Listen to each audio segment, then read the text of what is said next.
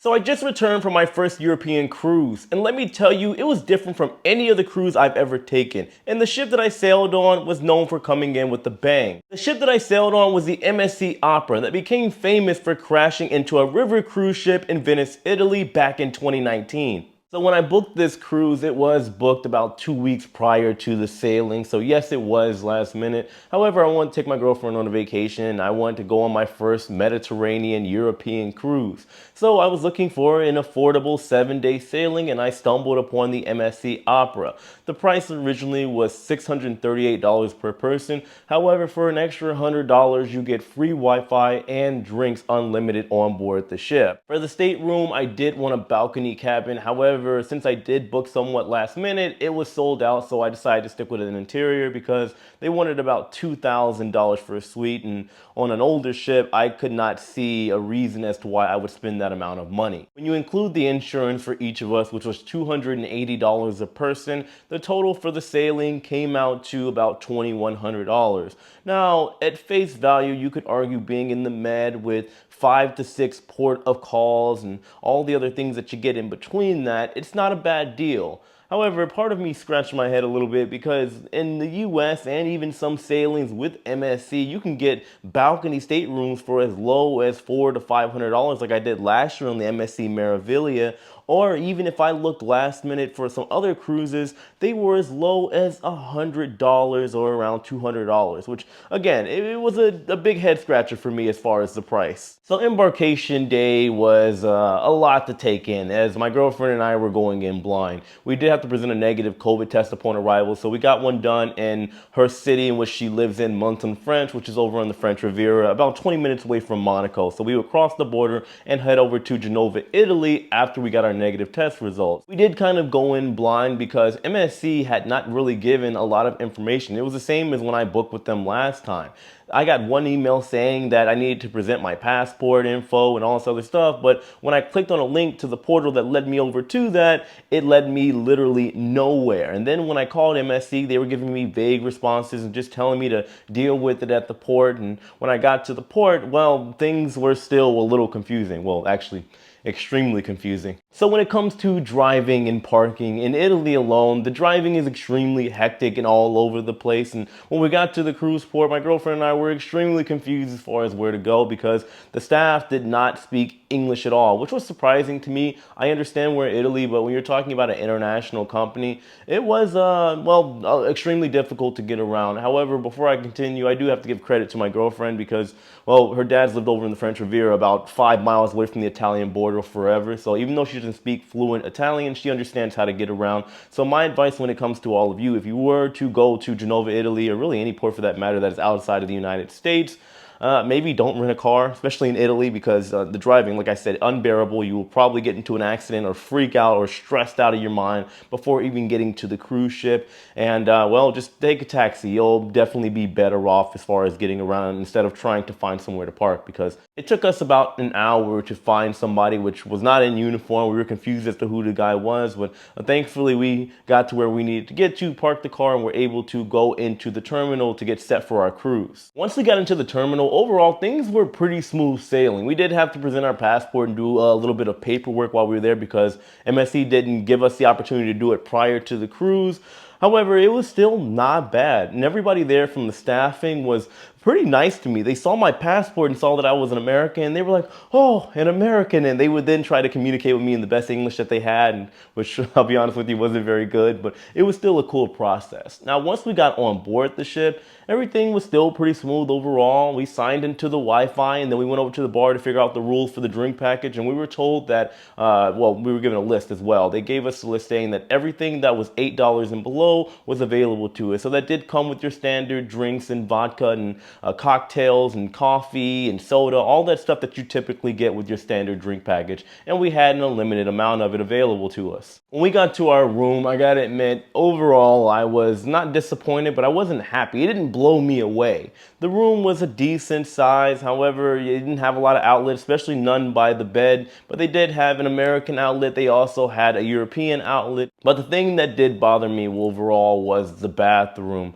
The restroom itself was not bad. It wasn't really large at all, but the shower. This was the first time I had ever been inside of a shower that even me, being 5'6" and 170 pounds, had struggling issues being inside of that shower, like cleaning myself. It was the tightest shower I've ever been in my life, and I can't imagine anybody taller or maybe a little heavier or wider than me, you'd have a problem. I'm just going to be completely honest and straightforward with you about that. When it came to the muster drill, things were pretty simple. You would just watch a video at the same time as everybody else. After that, you'd have to make a call down to the guest services to let them know that you had actually watched the video. And from there, you would check into your muster drill station on board the ship. The only problem that I encountered was we got a letter when we got back to our room saying that we didn't call down to let everybody know that we had watched the video. And after that, we told them we did. And just like that, we were good to go. So there was no problem there. Now here's the thing that's going to throw everybody off.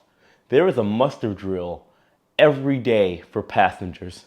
Let me explain. So I'll try to explain this the best that I can because even I am still a little confused after sailing on board the MSC Opera or a cruise ship in the EU. So when it comes to these cruise ships that are operating within the European Union, every day can be embarkation and disembarkation day, meaning that from start to finish, there is really no end to the actual cruise because passengers can get on, they do get on and get off at every single port of call, every single stop. So for example, I got on Geneva and we got to Barcelona. There was a portion of the passengers that were getting off. There were more that were getting on. It basically gave the feel that every single day was the start of a brand new cruise because you had people that were refreshed, you had people that were kind of drained and had already got their vacation out of their system. And it was a very interesting environment. It kind of gave me the feel or the idea of when I worked on board cruise ships, whether it be Carnival or NCL. When I would arrive to start my contract, you had people that were concluding the contract a few days later. And when I was ending my contract, you had people that were joining on a few days prior or a week prior to me leaving.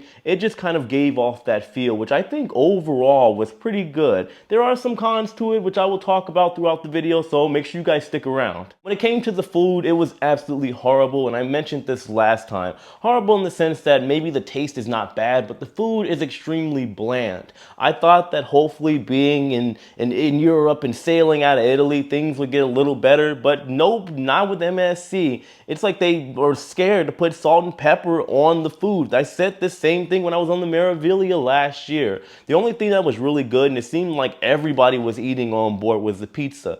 But if you're talking about a cruise ship that's sailing out of Italy, let's hope they would at least get that somewhat right. There was also no specialty dining options on board whatsoever. So there was no azumi, no sushi available, no steak houses.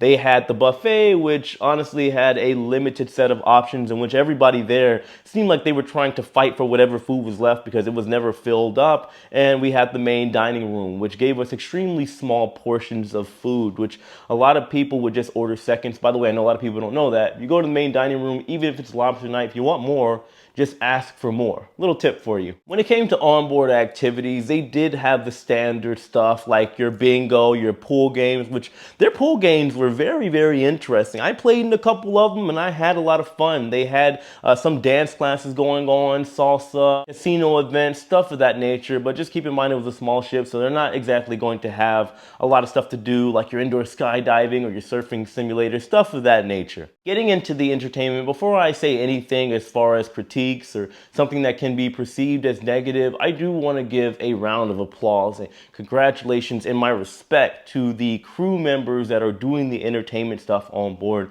I'm talking about the entertainment staff and also the dancers.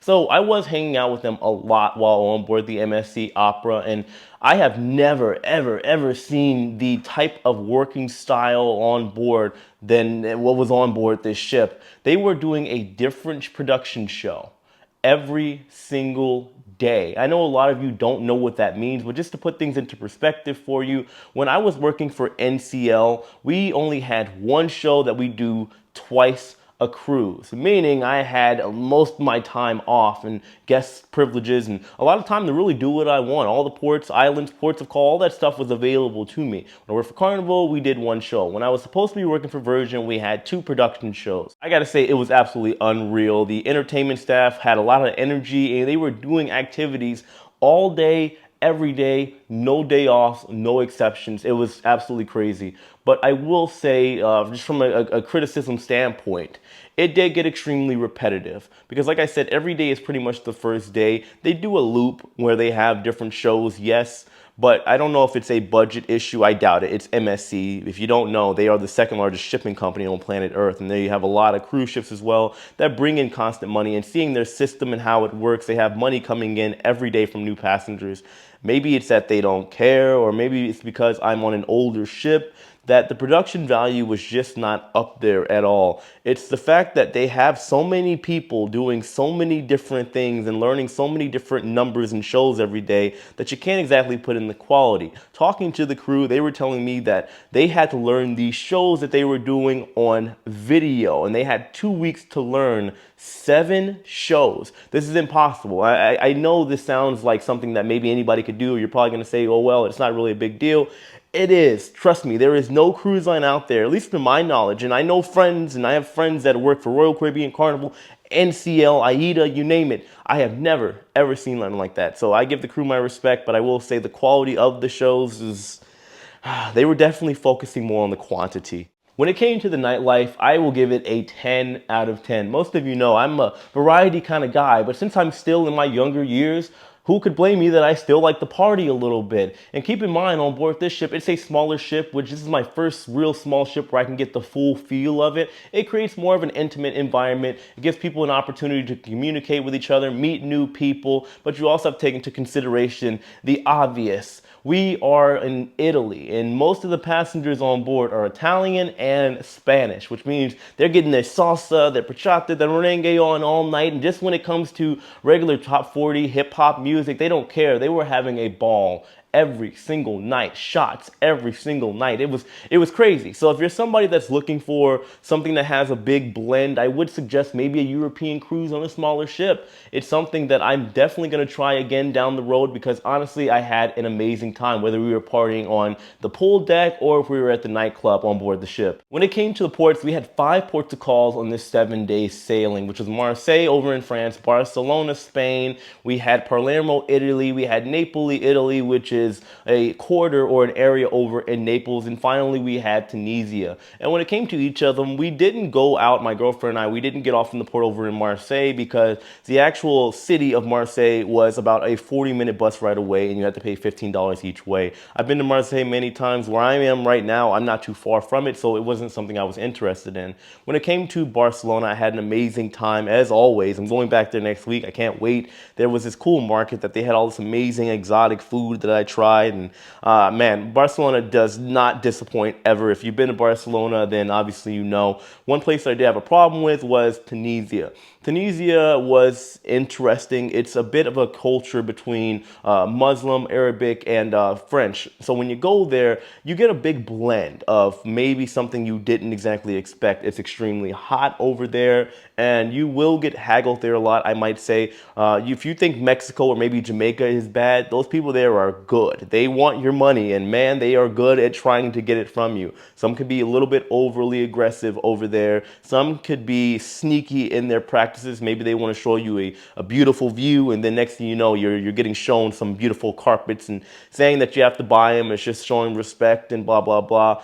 When it came to Napoli and when it came to Palermo, I had a great time over there. In Palermo, I did get to see the ship I was supposed to be working on, talk to some of my friends over in that area. We had Virgin Voyages, the Resilient Lady, their third and newest ship that won't be in production until next year. I got to hang out and see that ship for a little bit, and it was crazy to me because I was supposed to be working on that ship right now. And anyway, there was some emotion ties there, emotional feelings that were over in that particular port. And then finally, Napoli, we had some amazing food, great time, probably one of my favorites out of the bunch, aside from Barcelona. Aside from Barcelona, Napoli was my favorite one. Now, I will say overall, even though the ship was small and older, even though the entertainment was extremely repetitive, I had an amazing time on board the MSC Opera, and I will probably end up going back to another ship over in this particular area. Maybe not that ship again, but another ship at some time in the not so distant future. If there's any information you guys want to know, please let me know in the comment section below. Maybe I have a ton of more pictures and videos, stuff like that. I can put it up on my membership program. You can get in for as low as $5 a month. Make sure you check that out. The link will be in the description box below, or you can also just hit the join button if you're using a desktop or maybe even an iPad. I'm not sure. But also, my next cruise will be on Virgin Voyages Valiant Lady on the 13th of this month, and I cannot wait. I'm extremely excited, so make sure you guys look out for reviews on that one as well. Also, let me know what you think of this content. Normally, I'm on board with my camera doing vlogs and stuff like that, but for this video, I decided to enjoy myself, be on vacation, and give you guys a final breakdown of how I felt about the entire experience. Let me know if you prefer this type of content, or maybe you want me to go back to the vlogs. Let me know in the comment section below. I love all you guys. I appreciate you. Thank you so much for watching. Hit that like button on your way out. Subscribe if you haven't already, and I'll see you soon. Take it easy.